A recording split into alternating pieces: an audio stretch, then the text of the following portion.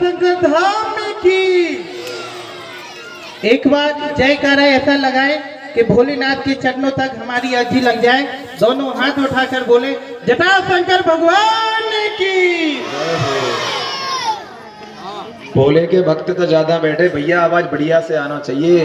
बोले जटा शंकर धाम की। आज हम सब कितने सौभाग्यशाली हैं कि हम सबको ग्राम बड़ा गांव में श्रीमद् भागवत कथा पुराण सुनने का अवसर प्रदान हुआ है। हमारे व्यासपीठ पर विराजमान आदरणीय परम पूजनीय अक्षय कृष्ण जी महाराज के चरणों में प्रणाम है। आप सबके चरणों में प्रणाम है। जैसा कि गुरुदेव ने बाद में एक नारा लगाया था कि हम सबको भारत को हिंदू राष्ट्र बनाना है, तो एक बार शुरुआत वहीं से करेंगे। आप लोग मुट्ठी बांधकर बोले भारत हिंदू राष्ट्र की, भारत हिंदू राष्ट्र की, भारत हिंदू राष्ट्र की, बागेश्वर धाम सरकार की। आज श्रीमद् भागवत कथा का अंतिम दिन है। भागवत हमें जीवन जीने का सार सिखाती है। आपने देखा होगा बहुत से ऐसे पुराण हैं, लेकिन जो भागवत है हमें सिखाती है कि हमें जिंदगी में जीना है और जीना कैसे है। आपने देखा होगा हमको सिखाया गया चाँद महल प्यार की निशानी है, लेकिन हमारी राधा रानी से बढ़कर कोई प्यार की निशानी नहीं है। जय हो। दूसरा, आज हमको सिखाया गया कि मित्रता, हमारे मित्र कैसा होना चाहिए। सुदामा और कृष्ण की मित्रता, एक हमें अपना दोस्त कैसा बनाना चाहिए, मित्र का कैसी निभानी चाहिए, हमें सुदामा तरफ से सीखना चाहिए। आज हमारे ग्राम का या हमारी तहसील का एक कोई भी युवाओं को छोटा सा पद मिल जाता है तो वो आसमान में देखने लगता है, लेकिन हमारे भगवान कृष्ण जी से सीख लेना चाहिए कि भाई राजा होकर भी उन्होंने सुदामा जी के अपने आंसुओं से पैर धोवाए। उन्हें अहंकार नहीं था, उन्हें बता दिया कि मित्र हमारा गरीब है लेकिन वो हमारा मित्र है। लेकिन यहाँ पर कुछ लोग कुछ पद पाकर, कुछ उनके पास पैसा हो जाता है तो वो अपने मित्र को भूल जाते हैं। अगर उनका मित्र गरीब हो तो वह मुंह टेढ़ा करके बगल से निकल जाएंगे, कहीं ये हमें आवाज न लगा दे कि हम इसके दोस्त हैं, हमारा सम्मान घट जाएगा, हमें हमारी आत्मा सम्मान को ठेठ पहुंचेगी। लेकिन जब वह बड़ा आदमी अकेला बैठता है, जब उसके पास कोई नहीं रहता है, क्योंकि एक बात हम आपको बता दें, पद और धन इसका अंत होना निश्चित है। एक कुछ दिन के लिए पद और धन आपके पास रहेगा, लेकिन मान और सम्मान अनंत है, ये जीवन भर आपके साथ रहेगा। जय। इसलिए हमारे युवा भाई, हम लगभग हमारी आयु 26 साल है, हम इस गांव से 15 साल से जुड़े हुए हैं। हमारे पिता की युवा हमें जानते हैं। हम सबसे एक ही निवेदन करना चाहते हैं कि बड़ा गांव एक बहुत अच्छा गांव है, लेकिन कुछ लोग आपसी में मित्रता में एक दूसरे से बटे हुए हैं। हमने 2 साल में यहाँ पे सेवा दी है, उसके माध्यम से भी अनुभव किया है। हमें बहुत दुख होता है जब हम देखते हैं कि एक भाई एक दूसरे भाई के लिए गलत बोलता है, और जब पिजावर छतरपुर में संदेश जाता है कि बड़ा गांव के भाई एक नहीं है, तो आत्मा में बहुत दुख होता है। आप सबसे हम सब इतना ही निवेदन करना चाहते हैं कि जब भी बड़ा गांव का कोई भी युवा बाहर जाए तो यह पता चलना चाहिए कि हम सब एक हैं, हमारा प्रत्येक भाई एक है। और गुरुदेव ने एक कहा, आज गुरुदेव को जो दुख हुआ है वो हम समझ सकते हैं। आज अगर हम सब जातियों में नहीं बटे होते तो है पंडाल भी कम पड़ जाता। आज कोई भी आयोजन होता है हम लोग विचार करते हैं, अरे भैया हमें नहीं जाने, हमें क्या करने होते जाके, हमारे 2 घंटा लग जाए समय और बेकार हो जाए। एक समय अगर ऐसे जातियों में आप लोग बढ़ते रहेंगे तो न ये आयोजन होंगे, न आपको कोई श्रीमद् भागवत कथा सुनाएगा। इसका सबसे बड़ा कारण है जातिवाद।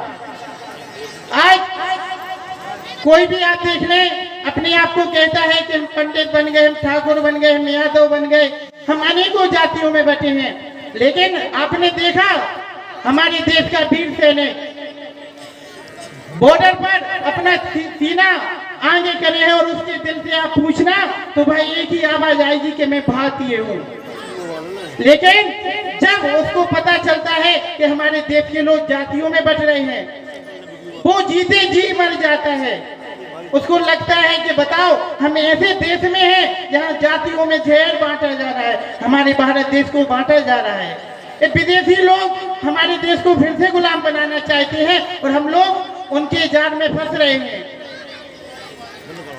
अंग्रेजों ने हमारे देश पर राज किया, क्यों किया? क्योंकि हम लोग जातियों में बट गए। आज आप देखें जो लोग सनातन के लिए बोलते हैं उनके ऊपर फर्जी केस लगवा दिए जाते हैं। आज सबसे ज्यादा टारगेट भारत देश में साधु संतों को किया जा रहा है, क्योंकि हम लोग कमजोर हैं। हम ही बोलने लगते हैं कि महाराज जी आए, उनको पैसे चाहिए, पैसे के लिए भागवत कर रहे हैं। आपने कभी सोचा कि आप यहाँ पे आए, महाराज जी ने आपने कहा कि वो पैसे लेने आए, कभी सोचा कि उनने आपको क्या दिया है? आपके गांव से बहुत से लोग इंजीनियर, डॉक्टर, कलेक्टर बने होंगे, लेकिन आपको गर्व करना चाहिए कि आपके गांव से एक व्यासपीठ पे बैठे हुए आप ही के गांव के युवा हैं। ये हमको गर्व होना चाहिए कि आज सनातन का झंडा पूरे वृंदावन धाम से लेके पूरे देश में हमारे गांव के युवा गा रहे हैं। डॉक्टर, इंजीनियर तो बहुत बन जाएंगे, लेकिन व्यासपीठ बनने के लिए जगत चाहिए, इस सनातन के लिए जगत चाहिए।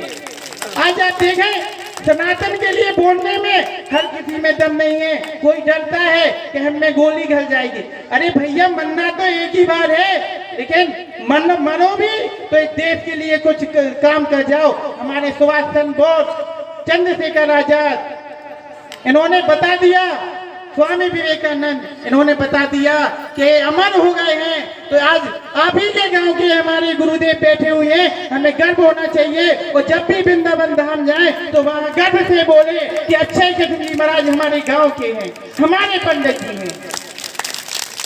आज आप लोग यहाँ बैठे हैं, सोशल मीडिया के माध्यम से हमने जितने हमारे दोस्त विदेश तो नहीं कह रहे, इंडिया में जितने लोग हैं, हमने सबको बताया कि आज हमारे गुरुदेव जिस मिट्टी में उन्होंने जन्म लिया वही श्रीमद् भागवत कर रहे हैं। और आज आप देखें कि इस गांव से बहुत से लोग इंजीनियर बन के गए हुए हैं, कुछ डॉक्टर की भी पढ़ाई कर रहे हैं, लेकिन वो पैसे तो कमा लेंगे, लेकिन जो गुरुदेव आपको जीवन जीने की कला सिखाएंगे वो नहीं सिखा सकते। इसी के साथ गुरुदेव के चरणों में प्रणाम है, आप सबके चरणों में प्रणाम है।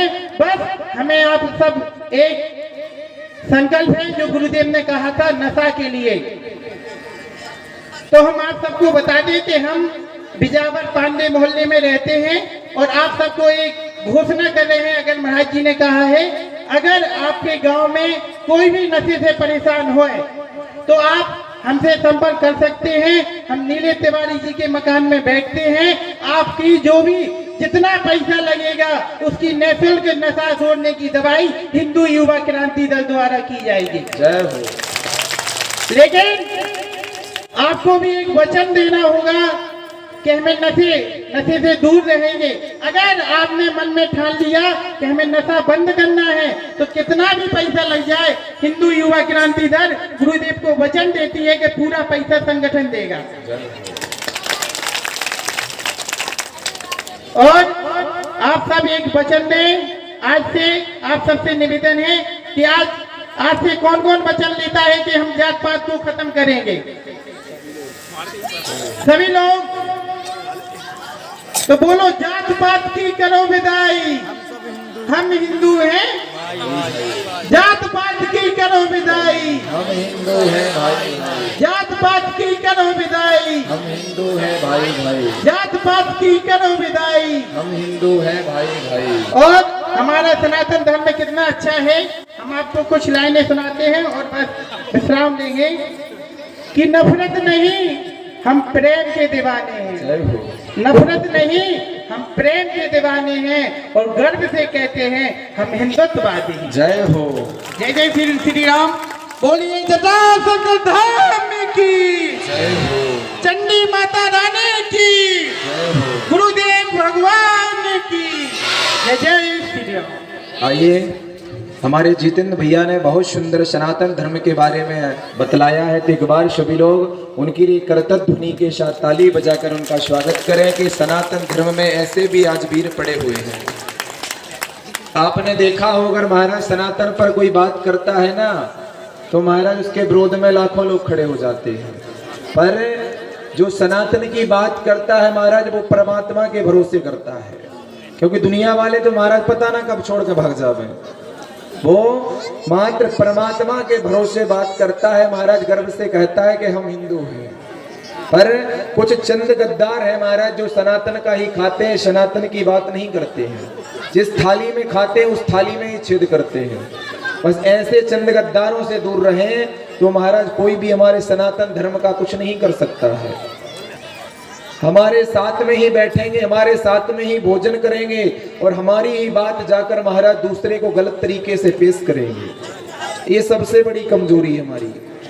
तो महाराज ऐसे जितने भी चंद गद्दार हैं, तो महाराज इन सबसे हाथ जोड़ के निवेदन है कि दूर रहें इनसे सबसे, क्योंकि इन्हीं लोगों ने सनातन धर्म को बदनाम कर रखा है और हमारे हिंदू धर्म को भी बदनाम कर रखा है। तो ऐसे लोगों से भैया दूर ही रहें। और ऐसे लोगों को अगर सनातन धर्म से भी परेशानी है तो महाराज कहीं आदर छादर के चक्कर में पड़े और वहीं अपना जीवन व्यतीत कर देवे। क्यों महाराज, चंद गद्दारों के चक्कर में पूरा सनातन धर्म हमारा महाराज बर्बाद हो रहा है। तो महाराज सभी लोग जात पात को छोड़ें, चारों भाई मिलकर रहें, बढ़िया से सनातन धर्म की रक्षा करें। और महाराज जहां पर भी धर्म के आयोजन हो तो बढ़िया सब लोग मिलके जो सहयोग बने तो वो सहयोग करें, क्योंकि महाराज कोई भी आयोजन होता है तो सबके सहयोग से होता है, किसी एक व्यक्ति के करने से नहीं होता है। तो जो भी भक्त वृंद और ग्रामवासी, क्षेत्रवासी और बाहर से आए हुए जितने भी हमारे अतिथिगण हैं और जो भी इस कथा में सहयोग करना चाहते हैं,